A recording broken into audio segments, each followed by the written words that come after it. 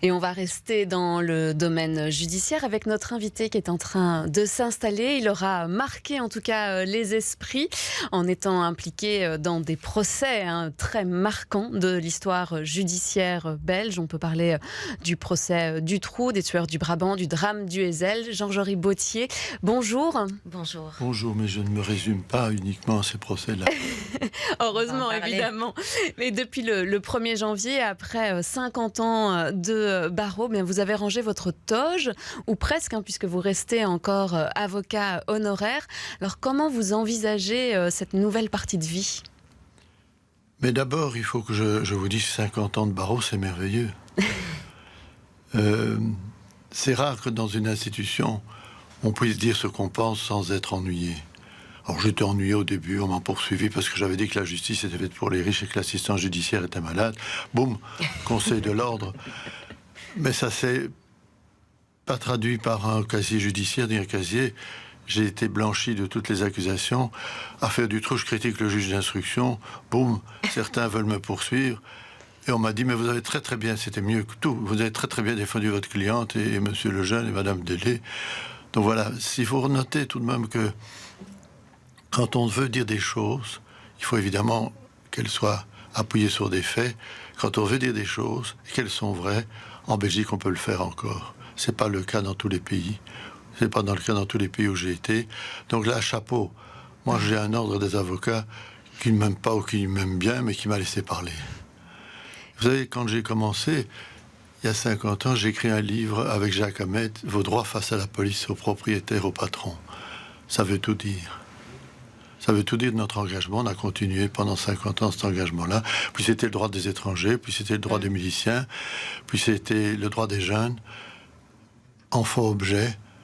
Donc ça, c'est il y a 50, 40 ans. Et puis alors, il y a eu tous les autres procès, oui. Et vous aviez d'ailleurs été à l'initiative de cette fameuse boutique qui permettait aux citoyens de venir parler de ces problèmes. Alors vous avez raison, ça s'appelle Rexwinkel. Oui. On avait été avec quelques confrères à Amsterdam, où là, ils avaient ouvert des boutiques de droit. Mais ouvrir une boutique de droit en 72, 73, c'était vraiment comme si on ouvrait un sex shop, quoi. C'était pour dire, mais vous allez tout de même pas donner toutes vos recettes. Mais oui, que les citoyens comprennent que le langage n'est plus celui qu'il faut. Et on a ouvert alors, place Quetelet, à Saint-Josse, la première boutique de droit, avec la Free Clinique. Mais 50 ans plus tard, on y est encore à se demander si c'est bien de mettre des médecins, des avocats, des assistants sociaux. Mais oui, psychologues, tout le monde dans une même maison et qu'on puisse aider les gens sans avoir de hiérarchie. Alors, oui, un Forgeun, puis il y a eu un Forgeun national, puis il y a eu les initiatives européennes. Et puis ce qu'on oublie, c'est que j'ai fait en 9 langues, j'ai presque oublié moi-même, le droit du citoyen européen il y a 30 ans. Vous avez été en effet donc le spécialiste du droit des étrangers, enseignant aussi. Oui. Et ça, c'est quelque chose qui vous tient à cœur, je pense, de pouvoir transmettre toute cette matière. C'est pour ça que j'ai peut-être un peu arrêté. Je me suis rendu compte avec le Covid, les cours en visioconférence, je me suis rendu compte que je devais préparer le cours du droit des étrangers que je présentais aux stagiaires avocats depuis 85. Au lieu de passer 1 heure pour préparer 1 heure, je préparais 2 heures. Alors, ça veut dire que, c'est pas que je suis bête, ça veut dire que la matière est devenue pratiquement impossible. Pourquoi? On a du patchwork. Mais ça. Chaque ministre en matière d'immigration apporte quelque chose sans aucun fil conducteur. C'est une matière qui est devenue imbuvable. C'est une matière qu'il faut absolument rénover. Il faut faire un code du droit des étrangers. Il faut savoir ce qu'on veut avec les gens qui arrivent en Méditerranée, qui vont se tuer.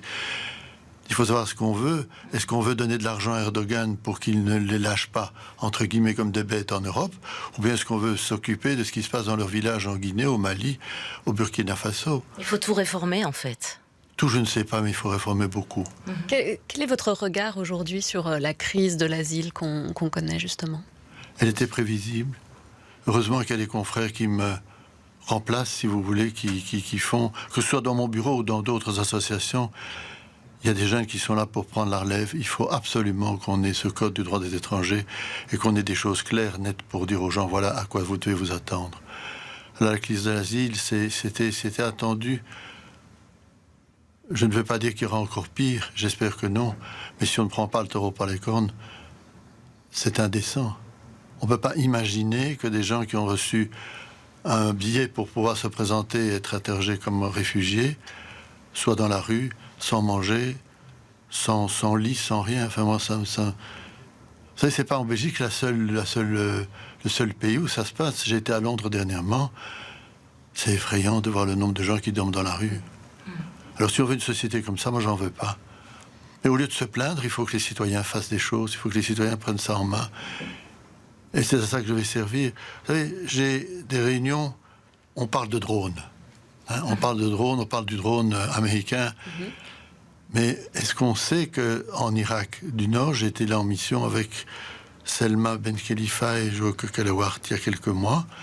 Est-ce qu'on sait qu'un drone vient comme ça, au-dessus de vous, sans beaucoup de bruit, photographie tout, et puis 2 minutes plus tard, il y en a un autre qui arrive, et puis paf, paf, mais paf, paf, paf, avec comme un revolver, c'est l'âme, et on coupe la tête de la personne. Il n'y a plus moyen d'imaginer qu'il doit y avoir un procès. On n'a plus besoin d'avocats, on n'a plus besoin de procureurs, on n'a plus besoin de policiers. On a défait tout l'arsenal juridique, et on se dit, ce type-là, il m'ennuie, il doit être tué. Qui est responsable? Les Turcs disent non, c'est pas nous, parce que ça se passe pas en Europe, vous pouvez pas nous juger à Strasbourg. Les Turcs disent non, ce qui se passe, c'est en Irak, c'est l'Irak, et l'Irak ne fait rien. Donc là, il y a des choses à faire. Alors, oui, il faut continuer, et je continue. Ça sera votre prochain combat, vraiment? C'est mon prochain combat avec d'autres. Avec d'autres, mais c'est le prochain combat de se dire que la population civile en Irak ne peut pas mourir parce que tout d'un coup, quelqu'un, comme dans un jeu vidéo, a décidé on le tue. Sans jugement, sans l'interroger. Et s'il se rend, s'il dit « moi j'ai rien fait », on le tue tout de même. C'est barbare. On ne peut pas admettre ça au XXIe siècle. Maître Bauthier, vous êtes souvent du côté des victimes, voire même à chaque fois. On vous a souvent catégorisé, entre guillemets, côté victime. Vous êtes quelqu'un de profondément humain. On sent votre amour pour l'être humain. Vous avez, je pense, été touché par un procès, je l'ai lu en prenant des notes, notamment d'un dictateur tchadien.